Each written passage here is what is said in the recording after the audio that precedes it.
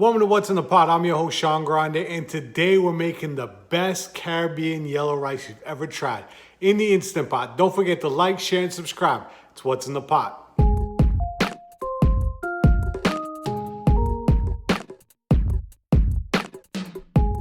Thank you very much for tuning in. So for our rice, I have my Instant Pot set on saute, and I'm adding 2 small bell peppers chopped up finely, and we're gonna let that saute for a couple minutes. Once that's finished sauteing, we're gonna be go ahead and adding some Bertie's pimento seasoning. I'm adding approximately about a teaspoon. If you don't have the pimento seasoning like this, you can go ahead and add maybe 2 or 3 pimento peppers chopped up finely.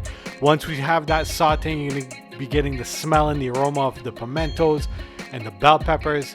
Once we've done that for a few minutes, our next step is to add our turmeric. Now I'm adding 1 teaspoon of Chief brand turmeric powder. You can use any kind of turmeric powder you like. Let that turmeric kind of saute with the oil and with the peppers for a couple minutes. You don't want it to burn. Then we're gonna start adding our rice. Now I'm using parboiled long grain rice, and I'm adding 1.5 cups. And now what we're gonna do is let this rice cook with the seasoning and the peppers, and it's gonna get that nice yellow coating.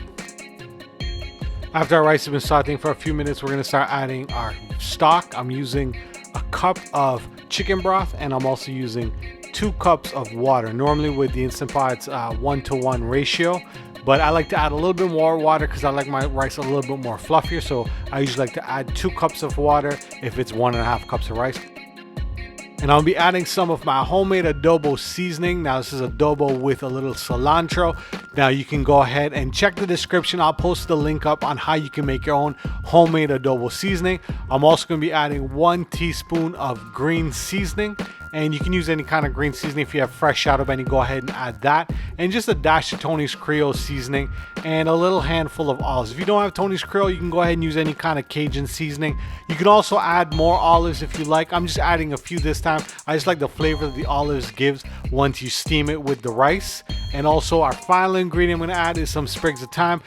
Also, if you don't want to just throw the complete sprig of thyme in there, you can just take off the leaves.